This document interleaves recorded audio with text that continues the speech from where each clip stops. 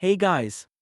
Tonight we're going back to one of those endlessly discussed, almost mythical chapters in American history, the story of how Abraham Lincoln, that tall, melancholy man in a wrinkled suit, somehow kept a fractured nation from tearing itself apart completely.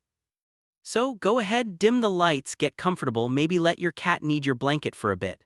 This isn't the dramatic Lincoln of movie speeches and orchestra swells. This is the slower, quieter version, the man who lived on coffee, letters, and pure anxiety for 4 years straight.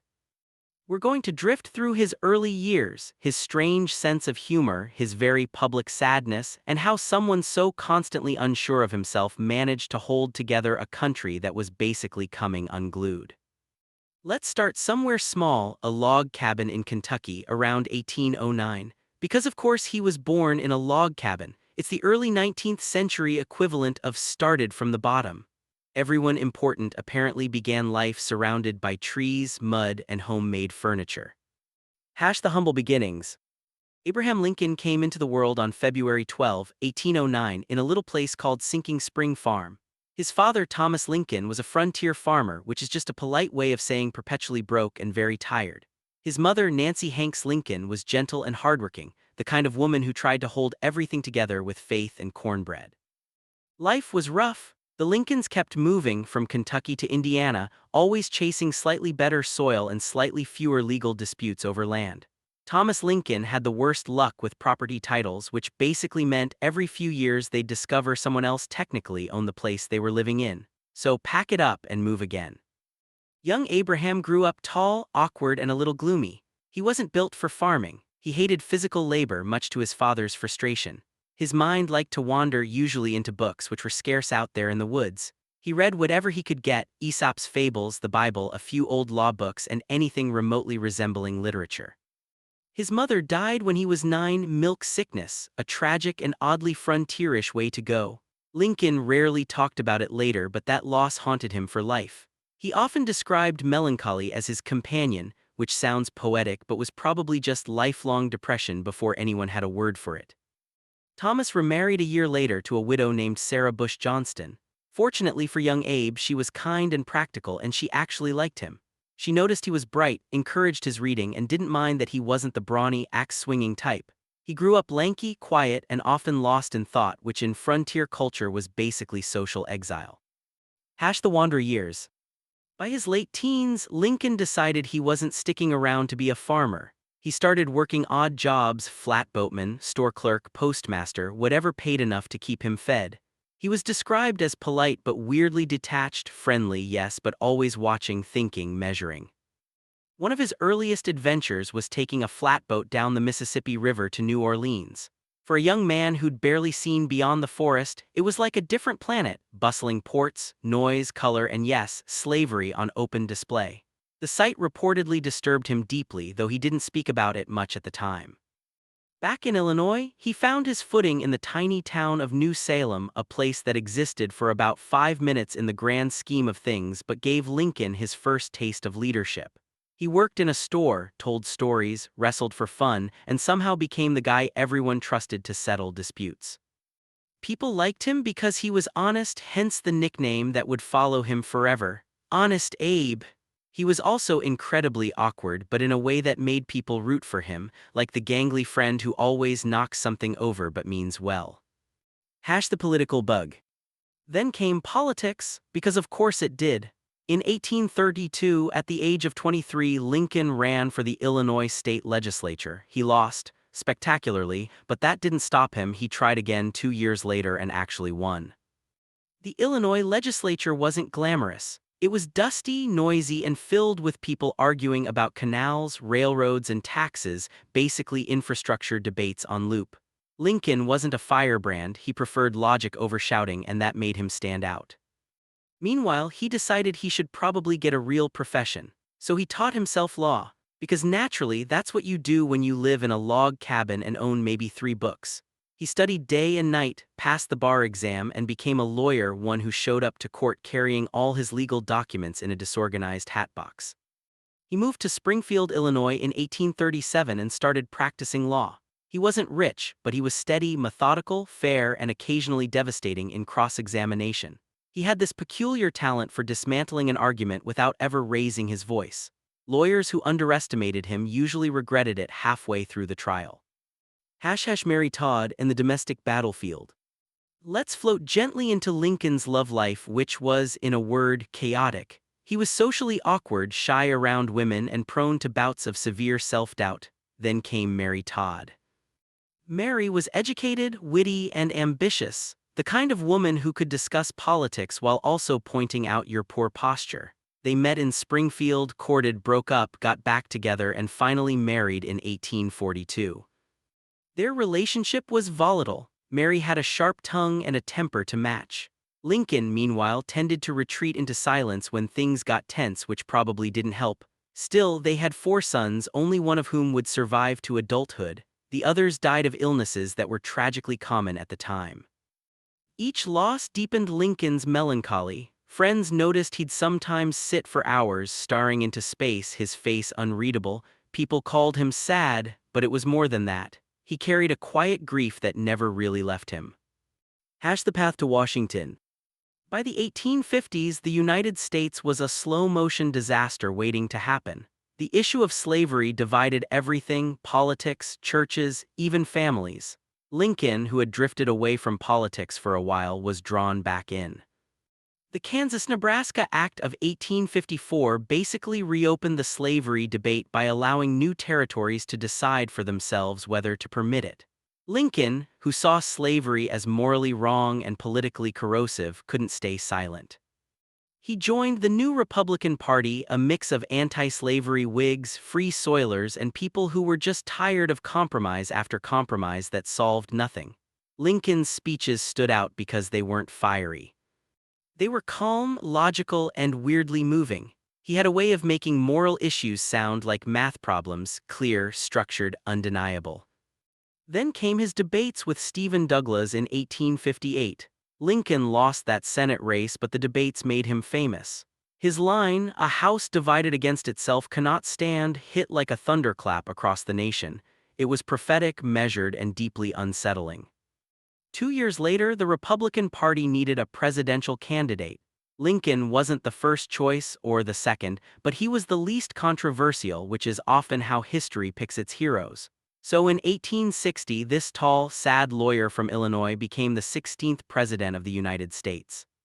And the country immediately began to fall apart. The Union cracks. Even before Lincoln took office, 7 southern states seceded from the Union. They saw his election as the end of their world, a direct threat to slavery and their way of life. By the time he was sworn in, the Confederacy had formed under Jefferson Davis. Lincoln walked into the White House with barely any military experience, no executive background, and a literal national emergency on his desk. His cabinet was a mix of rivals and critics, people who, in modern terms, would have been subtweeting him daily. Yet somehow he managed to keep his calm. Sort of. Behind closed doors, Lincoln was anxious, restless, and plagued by insomnia. He'd wander the halls at night, sometimes reading poetry or staring out the window toward the half-finished Washington Monument. He once said, "If I didn't laugh, I should die," which explains his famously odd sense of humor, part coping mechanism, part emotional life raft. He'd tell long, rambling jokes in the middle of meetings about war strategy, leaving his generals blinking in silence. But the laughter helped him survive what came next, the bloodiest conflict in American history. Let's drift onward to Fort Sumter, the spark that set everything ablaze. So let's float into the stormy spring of 1861. It's early April and the United States is basically holding its breath. Down in Charleston Harbor, South Carolina, a small Union garrison is holed up at Fort Sumter. Supplies are running out. The Confederacy is demanding surrender. Lincoln, barely settled into the White House, has to make his first monumental decision. He decides to resupply the fort, carefully phrased as a humanitarian move, not a military one, but the South isn't buying it. On April 12th, Confederate guns open fire on Fort Sumter. The Civil War begins not with a roar of glory but with a slow, echoing bombardment over Charleston Bay. Lincoln's reaction is calm, almost eerily so. He calls for 75,000 volunteers to put down the rebellion, a modest number, he thought, for what might be a short war. But the response is explosive. The Upper South, Virginia, Tennessee, Arkansas, and North Carolina joins the Confederacy. Washington, D.C. suddenly finds itself surrounded by enemy states. It's a nightmare scenario for a man who just wanted to keep the Union together. The reluctant commander-in-chief. Lincoln knew almost nothing about warfare. His only military experience was a brief stint during the Black Hawk War, where he saw no combat and spent most of his time keeping his men from killing each other out of boredom. So now he's in charge of the largest war in American history, and he's learning everything on the job. The early days were rough. Generals squabbled, armies moved like molasses, and the Union suffered embarrassing defeats. Lincoln, ever the patient lawyer, spent his nights reading military strategy and biographies of Napoleon as if he could cram for this like an exam. His first major general, George B. McClellan, was young, handsome, and very sure of himself. Too sure, actually. McClellan called Lincoln a guerrilla in private letters and treated him like an annoying middle manager. The problem? McClellan refused to fight. He wanted everything perfectly organized before taking action, which in a war means doing nothing while the other side builds momentum. Lincoln tolerated him for months, hoping he'd finally move his army. He didn't. Eventually, Lincoln sighed the sigh of every frustrated boss in history and wrote one of his most famous letters. "If you don't want to use the army, I should like to borrow it for a while." That's Lincoln's brand of sarcasm, dry, understated, and quietly devastating. The man who never slept. As the war dragged on, Lincoln's stress levels went through the roof. Visitors often found him slumped in his chair, eyes half closed, face drawn and pale. He was losing weight, losing hair, and definitely losing sleep. He'd stay up until 2 or 3 a.m. writing letters or packing the halls in his slippers. He read the Bible for comfort, Shakespeare for melancholy, and the newspapers for pain because every headline seemed to blame him personally. Lincoln the tyrant, Lincoln the dictator, Lincoln the ape, you name it, someone printed it. But he took it all in with quiet endurance. His coping mechanism, humor and empathy. If someone criticized him unfairly, he'd shrug and say, "If I were to try to read, much less answer all the attacks made on me, this shop might as well be closed." In between military disasters, he also had to deal with his own cabinet, a collection of strong personalities who all thought they should be president. Secretary of State William Seward was brilliant but condescending. Salmon P. Chase, the Treasury Secretary, was self-righteous and constantly plotting to replace Lincoln in the next election. Lincoln managed them like a patient father managing quarreling children, with calm reason, humor, and the occasional firm reminder of who actually had the title president. The personal losses. While the war consumed the country, tragedy struck Lincoln's family again. In 1862, his 11-year-old son, Willie, died of typhoid fever in the White House. It shattered him. He wept openly, something few presidents had ever done in public, and withdrew for days. Mary, already high-strung and fragile, spiraled into grief and depression. She held seances in the White House, desperate to contact Willie's spirit. Lincoln, though skeptical, quietly attended some of them, maybe out of love or maybe out of exhaustion. Friends noticed that after Willie's death, something in him shifted. The sadness that had always shadowed Lincoln deepened into something permanent. He began to talk about fate, about providence, about the idea that maybe this war had to happen, that perhaps it was the nation's punishment for slavery. It was a chilling thought, delivered not with anger but weary acceptance. The emancipation question. By mid-1862, the war wasn't going well. The Union needed a moral reason to keep fighting. Lincoln, long privately opposed to slavery, began to see emancipation not just as a moral act but as a strategic one. Freeing enslaved people in rebel states would weaken the Confederacy's labor force and redefine the war as a fight for human liberty.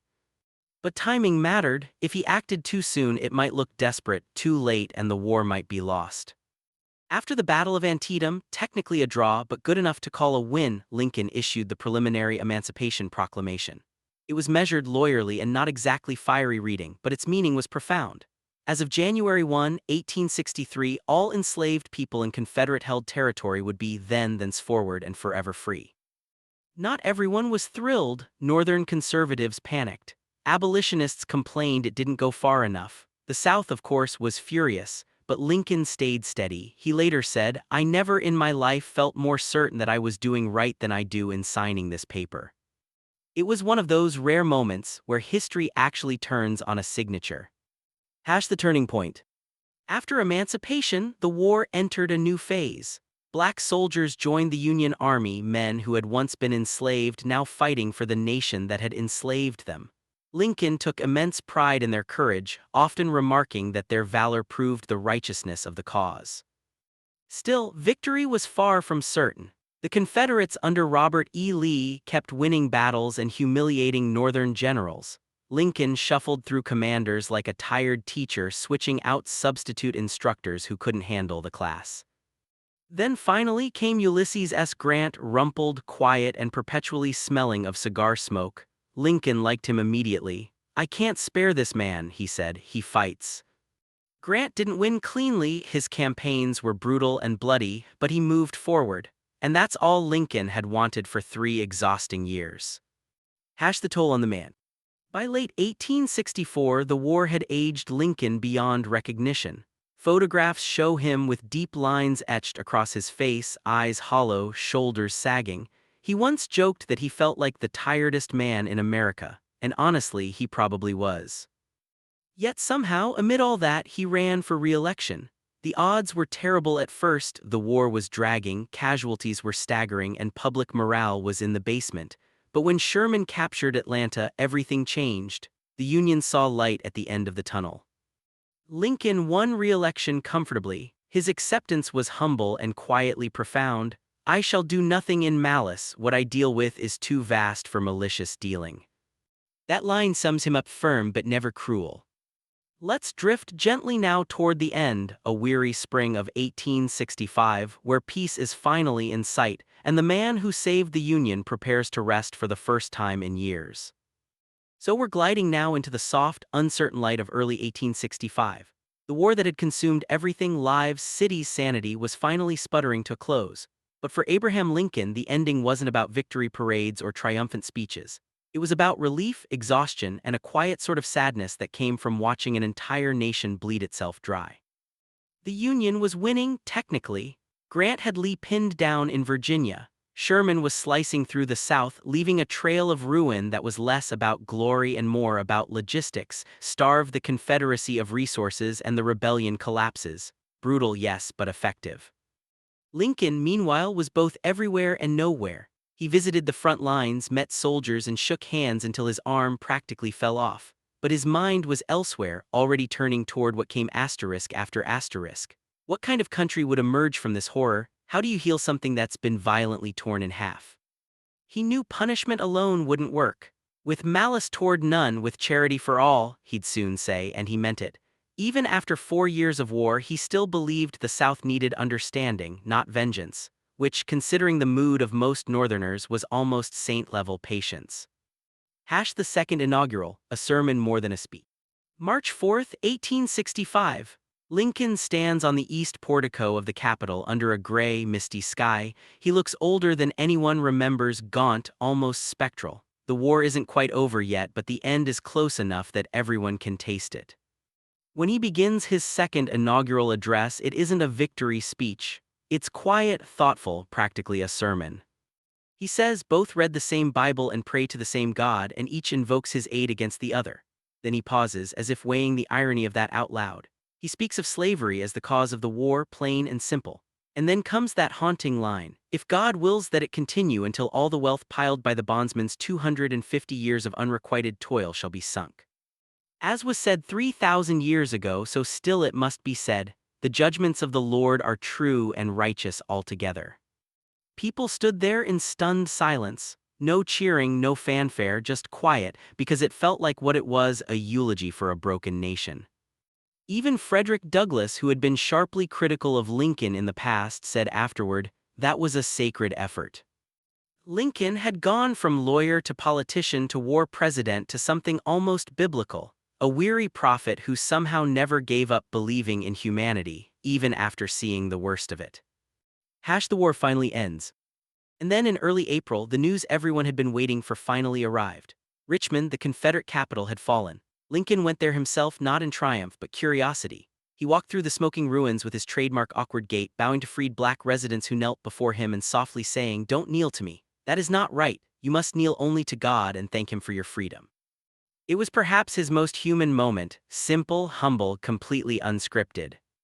A few days later, on April 9, 1865, Robert E. Lee surrendered to Ulysses S. Grant at Appomattox Courthouse. The war was over. The Union had survived. Washington erupted in celebration, bands played, people danced, bonfires lit up the streets. But Lincoln didn't really join in. He was, as always, calm and reflective. When asked what should be done with the defeated South, he said softly, "Let them up easy." You can almost imagine him saying it in that tired, gentle drawl, like a man who's seen too much of everything and just wants it all to stop hurting. A quiet hope for the future. In the days that followed, Lincoln began to talk more openly about Reconstruction, not the political plan but the moral one. He wanted a reunited nation, not a conquered one. He dreamed of universal education, limited voting rights for black men, and a slow, cautious rebuilding that didn't rely on revenge. Not everyone agreed. Radical Republicans wanted harsher punishments. Some generals wanted to occupy the South indefinitely. But Lincoln, with his infinite reservoir of empathy, was still trying to see both sides, even when one of those sides had literally tried to destroy him. That kind of moral patience is rare, almost unsettlingly rare. The last evening. April 14, 1865. Good Friday, the city was glowing with celebration. Lincoln, for the first time in years, looked relaxed. He had told his cabinet that morning about a strange dream of being on a ship sailing toward a distant shore. It wasn't ominous to him. He said it with a kind of peaceful curiosity, like he already knew his work was done.